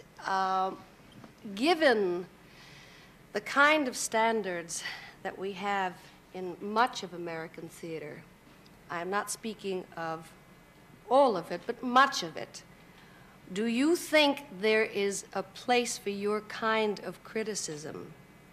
Now, by this, you know what I mean by the standards. Well, I think there are Broadway standards, and they are, for the most part, unfortunate. In other words, even off-Broadway. If everything were up to your standard, Broadway would only have 2 or 3 things running. Is they one wouldn't way have that anything, one form the criticism probably. takes. No, Is that fair? There are 2 possible answers to this. The more high-minded answer would be that, let's not say specifically me, but you mentioned Martin Gottfried and there are others. If criticism were a truly serious and a truly uncompromising and ungames-playing enterprise, it would probably drive a lot of things out of business. But there is the possibility that something would spring up instead of that driven-out place that would be better. Now, of course, that's only a hypothesis. The other answer, the less sanguine, the less noble answer, is that there aren't that many serious critics around. And luckily for the theater and for everyday fiction and other forms of art or pseudo-art or flagrant non-art, there is everything. You know, there's Stanley Kaufman, there is Walter Kerr, there's Richard Watts. I mean, you know, the critics come on all levels, and readers find their level, and plays find their levels, and so there's room for everything. There are many mansions in the house of criticism. But then in that case, I mean, many rooms in the mansion. What function do you think you and people like yourself, who are demanding theater goers, and I really mean this in the best sense, I mean, we really do need a little of that, a lot of it really. What function do you think you serve now in the present theater that we have? Well, you see, nothing I think is so bad, but that it can improve itself a little bit. I don't expect the person who writes, let's say, Promises, to read a review by Martin Gottfried or me or Stanley Kaufman or Pauline Kael or whatever and write Remembrance of Things Past the next day. Obviously not. But I think even on the bottom of the scale, I'm not saying that Promises, Promises is necessarily at the bottom. There's always room for a little bit of improvement, and by aiming higher, perhaps pathetically higher even, some of the lowest people can improve themselves a little bit. I think that's Which is really the essence of criticism, isn't it? That's the hope, yes. Yeah. Has this been costly to you in any way, John, in that, has anyone said if you would be a little more positive, we could hire you?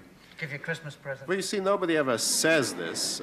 They don't spell it out, but I imagine it is in the back of some of these minds and non-minds that, yes, that... It's costly in the sense that I tend to write for magazines that don't pay very much, and I tend not to be in the places, you know, where one makes millions, but that's all right. May I ask a question?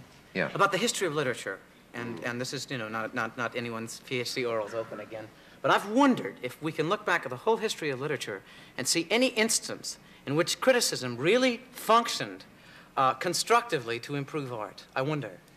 Well, you know, that's one of those questions to which nobody has the answer. We all have hypotheses, and that's about as far as it goes. But on the contrary, we've got a historical perspective. We can look back and see ages of art and see. No, because one cannot say whether so-and-so's second novel was better than his first, or such and such's third play was better than his second and first because he read Aristotle, or because he read whoever it may be, Thomas Reimer or whatever.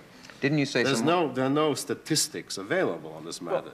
Well, I would like to suggest that throughout the history of literature, that the critics never were with the artists. Shakespeare was not the preeminent man, really, of his time. He was more put down than not. Euripides, always put down. Oedipus Rex, I hope that passes muster. Well, Oedipus Rex was put down in 423 BC. While we're on the subject of Euripides, Euripides was most put down by the enlightened public of Athens. Negative. So before you court... Not so. Oh, I see you speak like our characters, too. No, I'm sorry. I'm sorry. I teach Euripides. And does Euripides negative mean no, by the way? Yes, negative means no. I hope, if anyone else here didn't know what negative meant, it means no. Well, anyway, Euripides was, you know, his plays fell through, as they say, in Athens. That was the public's doing. That's not true. Why did he go into exile? Sir, that is not true. Euripides didn't win the first prizes.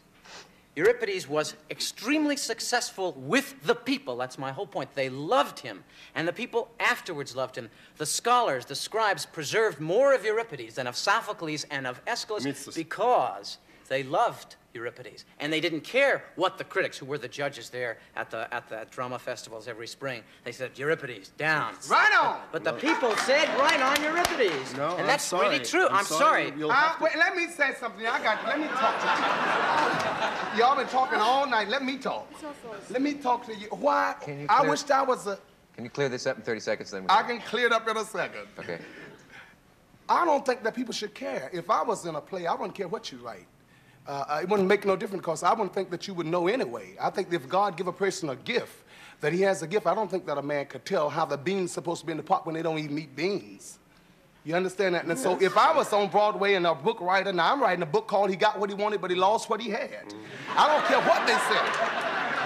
And you see how I dress? I don't care what they feel. I do what I feel. I don't care what the critics say. If they say he's awful, it don't matter because most of them that write are terrible. They're old and outdated. That's the truth. And they don't know what's going on, never been in, can't get out. Shut up!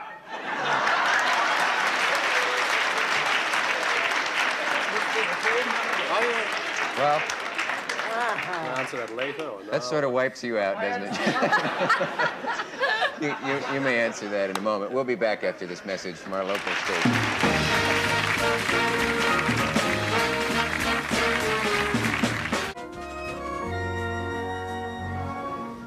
I want to mention quickly that John Simon's new book will be called Movies into Film, and it's certainly always worth reading you, and I'm looking forward to that. Who publishes that? The Dial Press. Dial Press. Did you want to answer Little Richard's question? Yes, I'd like to say very briefly that I agree with him.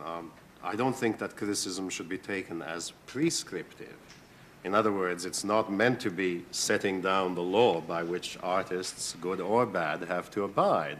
It is just expressing views, opinions, insights. It tries to explicate, to elucidate, to comment on what the critic has seen, and you may accept it, you may reject it, The public may find that it's being helped by it, or it may feel that it's way over their heads and doesn't say anything to them. There's no necessity to bow down in abject terror before criticism. It's only an opinion. And we should always remember that. And yes, but you must remember that one reason I was speaking, you know, when I came out of Georgia, they had never seen nothing in the world like me. And they all criticized me. You know, I was something new, and they still down me. But you know, like when I play Las Vegas, some of the critics down me and call me everything, but it doesn't matter. Because I have learned that if you know that you got whatever it is, and if you want to give it, give it. And I just do what God has given me, and so I ignore that, you know, because I know that what I got is good. Well, in a sense. And so it doesn't matter what nobody else think, and I don't even ask nobody else's opinion, because as long I know that it's right, God told me it was right, I showed the people it was right, and so I just look at them and say, just let it all hang out! Just have a good time with it and forget it, because just be yourself. I think a lot of people are outdated and they're just too old. They can't think no more. Maybe Robert Kaufman can clear this up for us. Because my next guest received an Academy Award nomination for his screenplay, Divorce American Style. Maybe you saw that. And he's written the last two Elliott Gould pictures, Getting Straight. Well, actually, all movies are Elliott Gould pictures, but his last two were Getting Straight and I Love My Wife, which is anything but a love story, I'm told. I haven't seen it. We welcome Robert Kaufman. I mean, Bob Kaufman. Hi.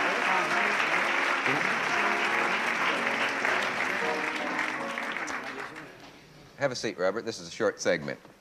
I hope so, because do you? I want to start and end. I wrote Ski Party, and that's it. You wrote Ski Party? Never wrote another picture. I was sitting out there, my God. Oh, you don't want to pretend that you want to pretend you're not? No, I didn't write anything. I don't know. I mean, everyone came out here earlier, and they said they were Jewish. I know I'm Jewish. I felt the pain back there watching the show in the green room. Wow. Do you find the opportunity to meet a critic unsettling?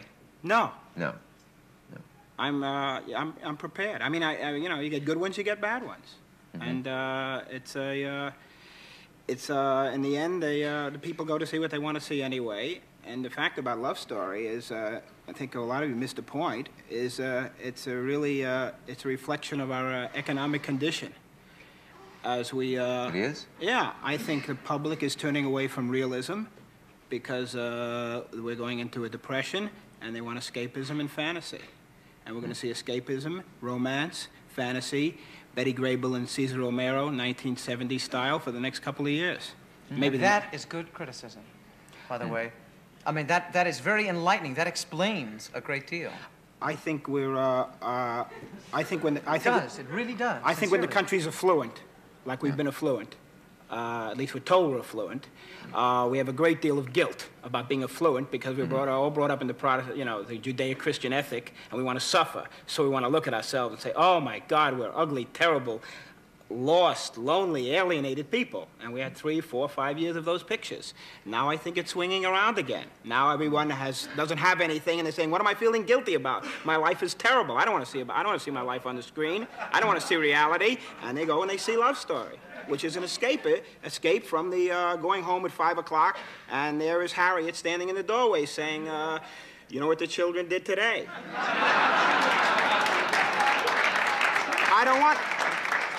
They don't want to know what the children did today, because they know what the children did already today, from the last day and the week before, and we say, let's go fall in love with Ally McGraw, at least for an hour and a half until she dies. I mean, at least let's go get out of it all. That's what it is. In fact, the way to have a successful picture this month is to get into a theater within walking distance of Love Story and schedule your film 15 minutes after Love Story opens each performance, and you get the overflow. The ones who couldn't get in. Thousands we made in Westwood last week, and I Love My Wife. So you're following Erich's movie everywhere you can? Everywhere I can. I mean, I'm flying to Honolulu tonight.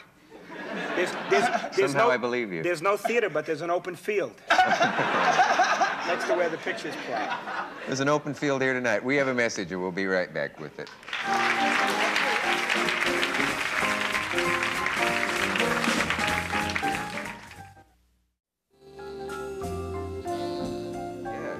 Got all kinds of stuff. Oh, we're all back here enjoying ourselves.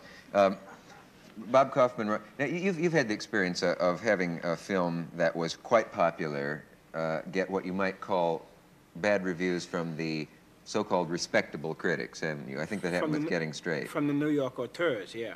The auteurs. Yes, from the... spelled with an H. With an H. No, I would like... That's a cool pun. I have decided that from every film, if I'm lucky enough to do more films, I'm going to put under every film written by Robert Kaufman, or screenplay by Robert Kaufman, and underneath and in parentheses, I am a New York boy, brought up on the streets, West End Avenue. I'm from here. I went to Columbia. Yeah. I have a feeling there's a hostility toward Hollywood. But that's maybe not true. No, we got some bad reviews on Getting Straight. Mm-hmm. Unfortunately, with Getting Straight, the picture opened 4 days after the Kent State Massacre. And when it was written, when I did it, when I started writing it, the attitudes of the students in the picture were very close to the attitudes of the students in 1968. And the picture was written as a warning as to what was going to happen. And it happened. So that it was called an exploitation picture, wasn't it, in a sense, because it came out at that time? In defense of the auteur critics, of whom I'm distinctly not one, they love Hollywood. I think that's the whole problem with auteur critics. They Can you explain who auteur critics are for people who the phrase may be new to? It's roughly speaking and briefly speaking a theory of criticism that was evolved in Paris by François Truffaut and the people who wrote for the prestigious magazine Cahiers du Cinéma. And it consisted of discovering that the director was really the one and only great controlling mind behind the picture, and that all this respect for screenwriting and acting and other things was unimportant. It's the director who is the picture, who makes the picture, and therefore we must study directors, we must study all their work. We must never judge one of their films without knowing everything that they've ever done, because it's all a construct that bears on, each part bearing on every other part. You say bosh to that. Yeah, I do. And the reason they picked Hollywood ostensibly as the field in which to do this worshipping was that in Hollywood they felt the production machinery was absolutely geared against the director. And therefore the genius of the director really had something to fight against. And in overcoming this mill through which the pictures were done, by being able to put a little Howard Hawks touch into the lower left-hand corner, or a little Raoul Walsh touch into the upper right-hand corner, he was really asserting his great creative talent, better than a European director who was free to do anything. Well, would you have made a note, say, of the fact that when Getting Straight came out, it happened to come out at an unfortunate time, and allow for that in the review? Do you think a critic ought to make that kind of... Well, you see, it depends on whether you're a sociological critic or not. Mr. Segal said to Mr. Kaufman, that is good criticism. I think that may be good sociology. I'm not entirely sure. Sociological criticism. As you just said, there's many kinds of criticism. Which is not the kind of criticism I practice. Right. I firmly believe that the first and last criterion is aesthetics. And I don't think that a piece of genuine junk, like Airport, which serves everybody's low needs, will fail in any age, whether it's an age of prosperity or of depression or anything.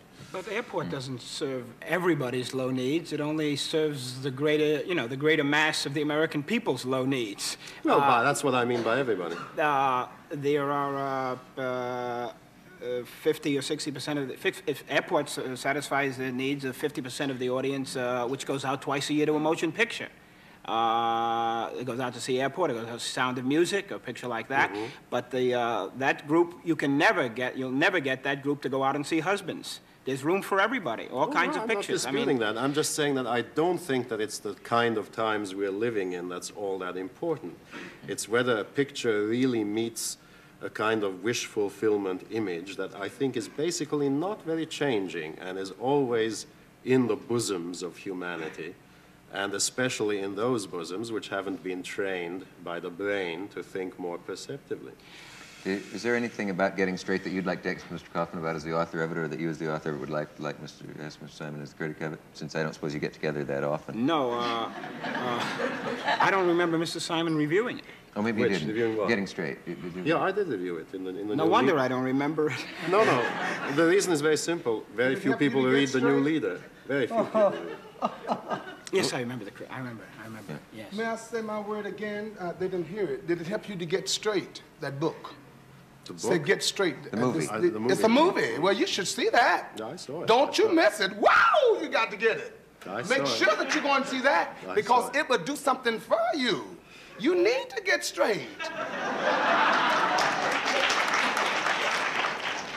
Can you stand up under this withering cross-examination? Just barely. We have a message, and we'll be right back.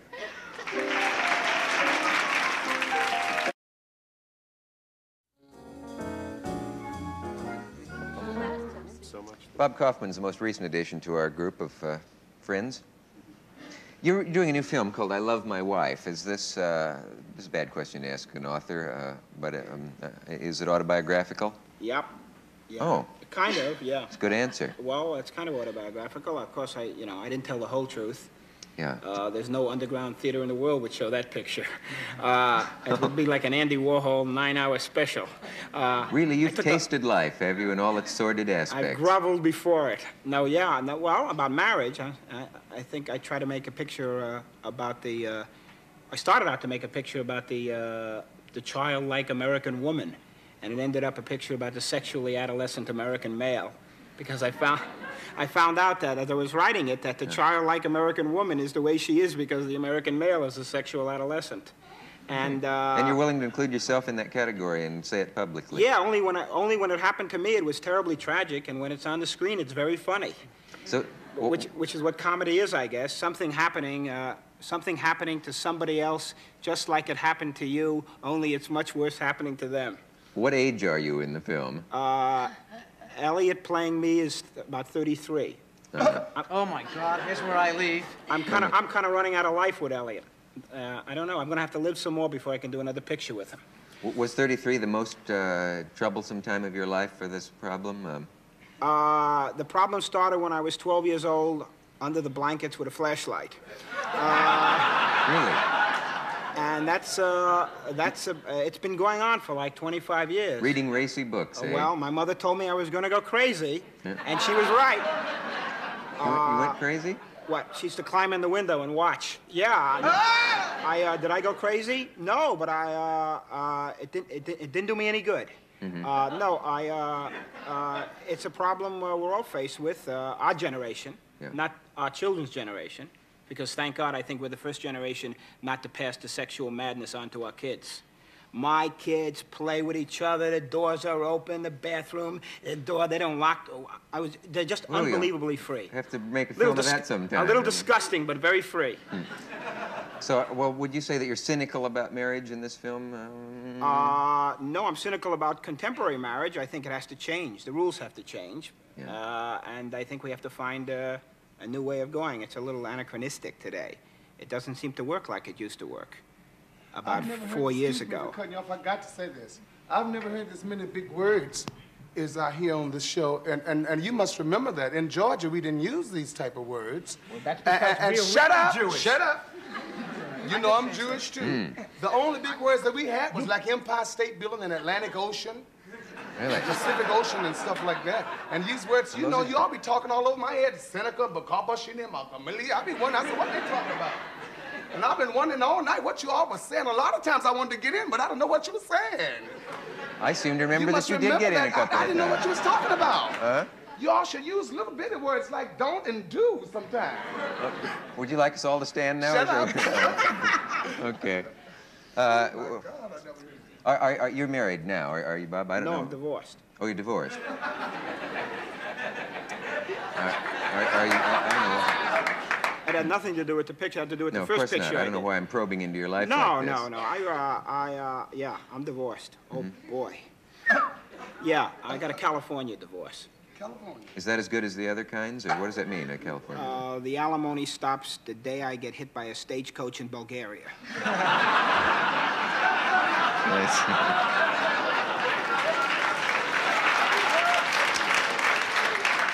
What are the chances of getting hit by one in Bulgaria? You've been there, I know. Well, I happen to be a Yugoslav.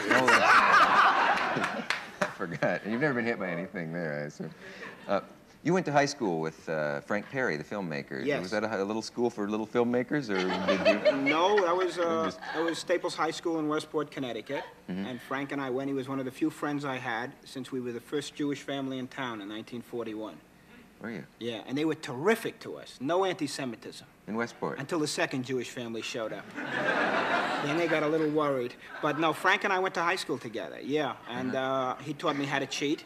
And he taught me how to cheat looking back over your shoulder with a mirror in your hand. And I taught him how to cheat taking your shoes and socks off and turning the pages of ancient history with your bare toes. Well, it's certainly a lesson to kids on how to get ahead in the movies. Frank, yeah, that's about the only distinction the high school has. Yeah. You cheated with taking, I don't understand. Yeah, that. you can take or... your shoes and socks off and turn pages with your toes. But what, isn't Watch that in English 101 when you teach it. Yeah, wow. Absolutely. But No, I mean, aren't they going to see that a book is down there? No, not if you wash your feet off. No, they can't see your books down there. Usually they're standing in the back, and most professors or teachers are so, preoccupied with their own fantasies. They're just watching hands. They never watch feet. I wouldn't try this method, but if you say so, we have a local message, and then we'll be back.